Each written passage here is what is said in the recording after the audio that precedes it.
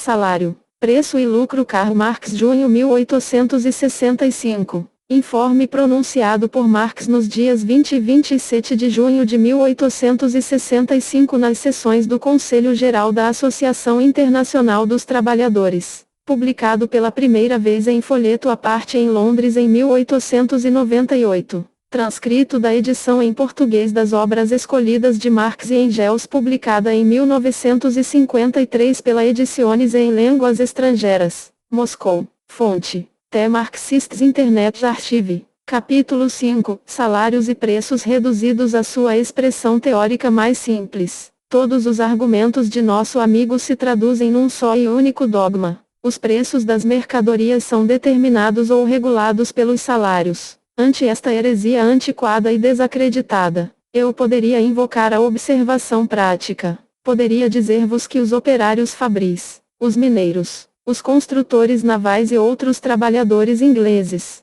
cujo trabalho é relativamente bem pago, vencem a todas as demais nações pela barateza de seus produtos, enquanto, por exemplo, o trabalhador agrícola inglês, cujo trabalho é relativamente mal pago, é batido por quase todos os demais países, em consequência da carestia de seus produtos, comparando uns artigos com outros, dentro do mesmo país, e as mercadorias de distintos países entre si. Poderia demonstrar que, se abstrairmos algumas exceções mais aparentes que reais, em termo médio o trabalho que recebe alta remuneração produz mercadorias baratas e o trabalho que recebe baixa remuneração, mercadorias caras. Isto, naturalmente, não demonstraria que o elevado preço do trabalho em certos casos e, em outros, o seu preço baixo, sejam as respectivas causas destes efeitos diametralmente opostos, mas em todo caso serviria para provar que os preços das mercadorias não são governados pelos preços do trabalho.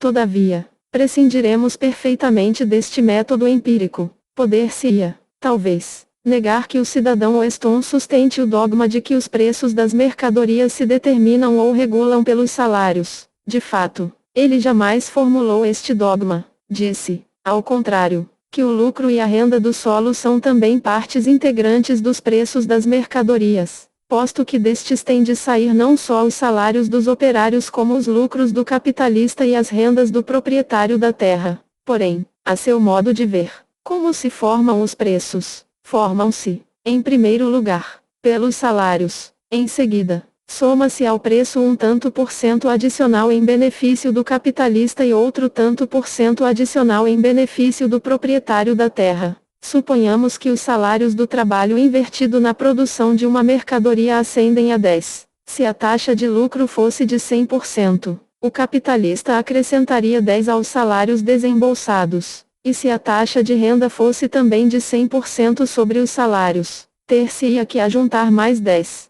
com o que o preço total da mercadoria viria a cifrar-se em 30. Semelhante determinação do preço, porém, estaria presidida simplesmente pelos salários. Se estes, no nosso exemplo, subissem a 20, o preço da mercadoria elevar-se-ia a 60 e assim sucessivamente. Eis porque todos os escritores antiquados de economia política que alvitravam a tese de que os salários regulam os preços, intentavam prová-la apresentando o lucro e a renda do solo como simples percentagens adicionais sobre os salários. Nenhum deles era, naturalmente, capaz de reduzir os limites dessas percentagens a uma lei econômica. Pareciam, ao contrário, acreditar que os lucros se fixavam pela tradição, costume, vontade do capitalista, ou por qualquer outro método igualmente arbitrário e inexplicável, quando afirmavam que os lucros se determinam pela concorrência entre os capitalistas. Portanto, não explicavam absolutamente nada. Esta concorrência por certo nivela as diferentes taxas de lucros das diversas indústrias, ou seja, as reduz a um nível médio, porém jamais pode determinar este nível, ou a taxa geral de lucro. Que queremos dizer quando afirmamos que os preços das mercadorias são determinados pelos salários? Como o salário não é mais do que uma denominação do preço do trabalho, queremos dizer com isso que os preços das mercadorias regulam-se pelo preço do trabalho. E como o preço é valor de troca, e quando falo de valor refiro-me sempre ao valor de troca, a saber, valor de troca expresso em dinheiro. Aquela afirmativa equivale a esta outra. o valor das mercadorias é determinado pelo valor do trabalho, ou, o que vem a dar no mesmo. O valor do trabalho é a medida geral do valor. Mas, por sua vez, como se determina o valor do trabalho? Aqui, chegamos a um ponto morto. A um ponto morto, sem dúvida, se tentamos raciocinar logicamente. Porém, os proponentes desta teoria não têm lá grandes escrúpulos em matéria de lógica. Tomemos o nosso amigo Weston como exemplo. Primeiro, dizia-nos que os salários regulavam os preços das mercadorias e que, portanto, quando os salários subiam, estes deviam subir também. Depois, dava meia volta para nos demonstrar que um aumento de salários não serviria para nada, visto que também subiriam os preços das mercadorias, e os salários se mediam, na realidade, pelos preços das mercadorias com eles compradas. Assim, partindo da afirmativa de que o valor do trabalho determina o valor da mercadoria, viemos parar na afirmativa de que o valor da mercadoria determina o valor do trabalho. Nada mais fazemos do que nos mover num círculo vicioso, sem chegar a nenhuma conclusão. No geral, é evidente que, tomando a valor de uma mercadoria, por exemplo, o trabalho, o trigo ou outra mercadoria qualquer,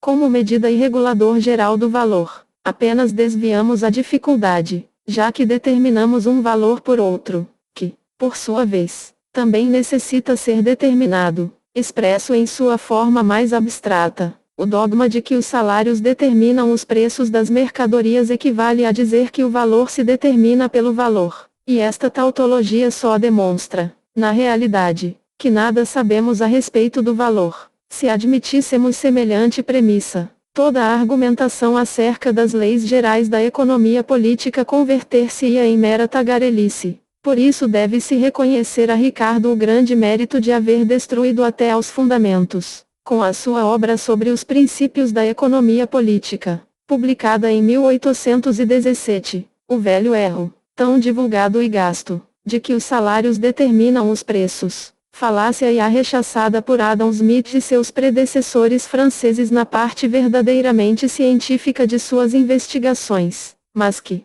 não obstante, eles reproduziram nos seus capítulos mais esotéricos e de vulgarização. Notas. Capítulos 1 a 5.1. Lei promulgada pela Convenção Jacobina em 1793 fixando os preços máximos de mercadorias e salários. 2. Medida inglesa de capacidade cerca de 290 litros. 3. Moeda inglesa de ouro valendo 1 libra esterlina. 4. O penny corresponde a 1/12 do shilling. 5. Bancos de compensação.